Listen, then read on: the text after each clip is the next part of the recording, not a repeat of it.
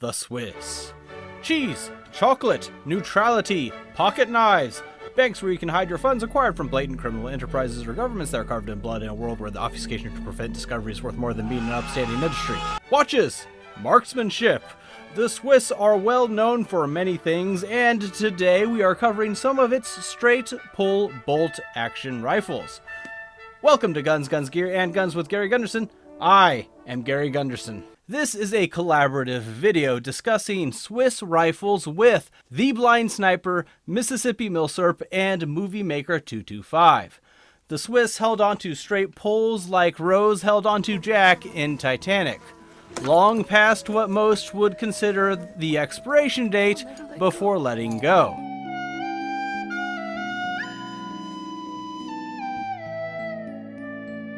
Starting in the black powder era until they introduced a battle rifle post-World War II. Today I have a K11 and a K31, both Ks standing for carabiner or carbine, using the 7.5 Swiss G11 cartridge. At a glance, they are quite similar, and the thing that stands out the most is that in the K11, there's the space between the magazine and trigger guard, while on the K31, it is right in front. The K11 was introduced in 1911, with the K31 being introduced in 1931. The primary change is in the bolt. It was redesigned so it took up less space, and with essentially the same overall length between the carbines, the K31's barrel is slightly longer than the K11. The bolts are both removed the same way, simply pressing down on the lever and pulling back.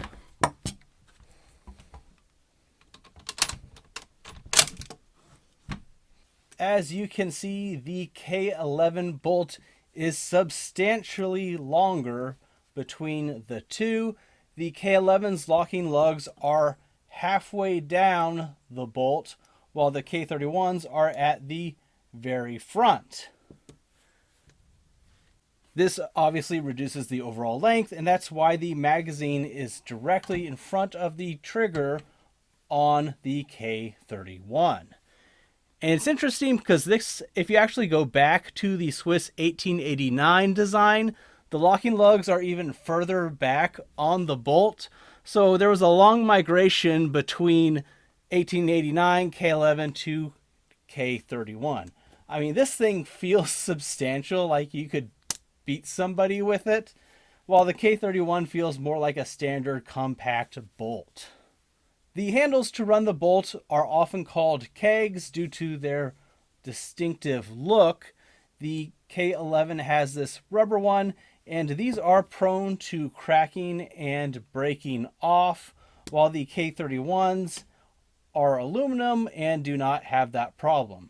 This is pretty much the only real weak point on the 1911 or K11 rifles, because overall the Swiss rifles are in great condition.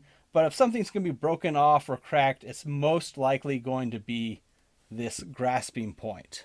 The bolts both have this syringe-looking safety.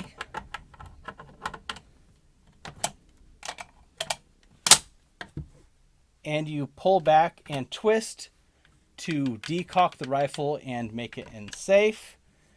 And also, you can recock it to fire again if you need to for some reason, and that is the same on both the K11 and the K31.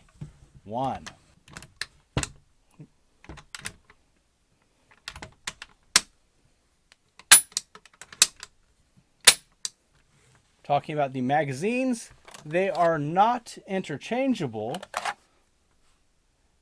and are in fact distinctly different when you can see them side by side, though they have similar design and similar method of removing from the rifle, having the clip retained on the side of the magazine instead of having a separate magazine release button on the rifle itself. Both of the magazines also hold open on empty,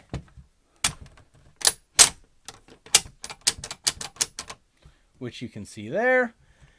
And both hold 6 rounds and can be loaded with special waxed cardboard and metal tabbed stripper clips, such as this one. They hold up to 6 rounds. These are certainly a unique design compared to other stripper clips. You can see the metal tabs help retain, and you can push against them.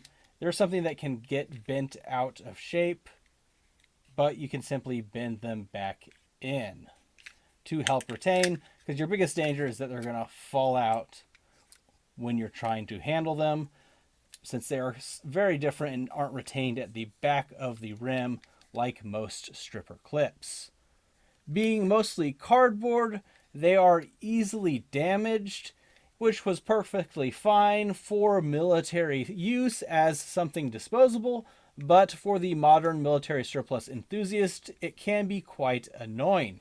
A number of years ago, I did purchase some of these plastic ones from, I believe, Northridge Inc., and it's even marked K31. But nowadays there are also a lot of 3D printing files available where you can make something like this yourself. And these plastic ones do a fairly good job flexing, so you have the same retention that you have with the metal tabs, and it holds it in place. So that's something you can look for on the aftermarket if you'd like. I have not tried the 3D printed ones, so your mileage may vary on the different files that are out there. So I don't have any particular ones to say work or don't work. So you might try that out or read other reviews to see what happens. If you're interested in that, let me know. I have some friends with 3D printers that could probably print some out that would let me try them, but I just have not bothered at this point. And while on the topic of stripper clip loading, the K11 is easier to load, in my opinion, because if you take a look at where the rounds are sitting, they are fairly high within the receiver. But with the K31, they sit lower, so you have to stick your finger in a lot further. And that one I got jammed, so that's not really atypical. That's not very typical. There we go.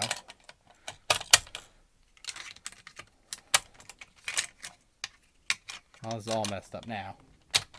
It's hard to tell kind of in this view, but the K11, they do sit up slightly higher and there's less receiver to push through before getting to the point. You can get 7.5 Swiss on the commercial market, but the G11 Swiss military production is very highly regarded and considered to be match grade, essentially. The prices on these have definitely been increasing the last few years, especially with the more recent imports, but the Swiss G11 cartridge is still the most common that I will find at gun shows or online. So that's what I would recommend to buy if there's a little difference, because it's just so much more well regarded and consistent compared to some of the commercial options. Part of the design is to allow a gloved finger access to push down from the right side, and you can actuate all the way down without any issues. And I have an example of a Swiss pouch that holds 2 sets of stripper clips per pouch. They're very simple design, nothing super fancy here. You can see on the back some markings. This one is from 1947, or at least that's what it's stamped as. Pretty standard there compared to the stripper clips.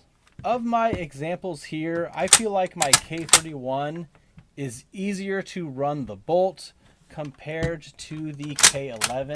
There's just a little more initial resistance on the K11 before it lets go, while the K31 is just smoother to me. And that could be specific idiosyncrasies between these two rifles specifically, and not really representative of the patterns. But this is what I have to go off of. So between the two, the K31 is easier to run the bolt. Not a huge difference, and especially if you have enough gusto, it's not an issue. But it's just something I noticed when I was using these before.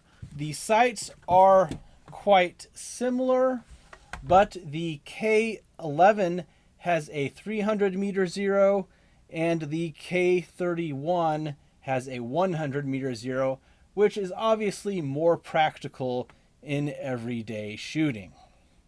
So I would give the K31 the edge on that one. As far as markings go, the K31 has a very large and proud Swiss cross on the shield, while the K11 just has a itty bitty cross at the front of the receiver in comparison. Otherwise, there's not a huge difference here. You can see the difference in the tops of the receivers based on the magazine placement, but a lot of the front end of the rifle is the same. There is a famous anecdotal story about the German Kaiser and the Swiss soldier, that before the Great War, he was talking to a Swiss militiaman, and he asked, what would they do if Germany attacked the 500,000 Swiss army with 1,000,000 Germans? The response, we will shoot twice and go home. Maybe this happened, or maybe it works as a joke due to the renown of the Swiss marksmen, and that deterred other nations from getting involved, which led to it being neutral in both world wars. But this lack of involvement in these conflicts has helped keep these rifles hidden and underappreciated for a long time. In recent years, they have found greater appreciation in the collectors community, and the prices have shot up in reflection of that. Another interesting thing about these rifles is that they can have troop tags under the butt plate, which lists the serial number and address of the soldier that would have taken it home for safekeeping while they were in service. They don't all have them, but some of them do. These rifles are unique. They are different. In fact, I looked up these rifles after first seeing them, and that kind of led me down the rabbit hole. It was one of the things that led me down the rabbit hole of military surplus, because they were so weird compared to everything else I had seen. I think there's a lot to like with these rifles, and if you have a chance, they certainly have a place in any military surplus enthusiast's collection. But if I had to make a single choice between the two, the K11 or the K31, I very slightly lean towards K31. It's very close. It comes down to a more practical sight of 100 meters, and frankly, just slightly easier to run the bolt. Very minimal, and like I said, that could just be these specific rifles and not representative of them overall. But making a choice, that's what I would say. This was a collaborative video with The Blind Sniper, Mississippi Milsurp, and Movie Maker 225, so check out their videos to see their thoughts on these rifles. I have the links in my description if you aren't familiar with them already. And what are your thoughts on these rifles? Leave that below in the comments. Which is better, K11 or K31?